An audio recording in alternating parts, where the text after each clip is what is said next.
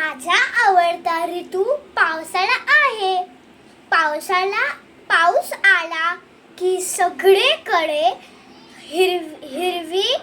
हिरवागार होतात. आकाशात काळे ढग येतात आणि खूप छान पाऊस पडतात. मी छत्री घेऊन पावसाळ्यामध्ये खूप फिरतो. पाऊस मध्ये थंड वारे सुटतात.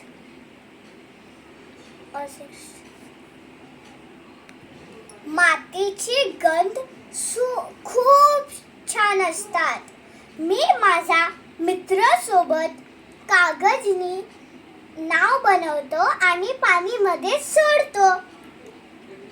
माझी आई खूप छान भाजी बनवते आणि आम्ही सगळे मिळून खाते.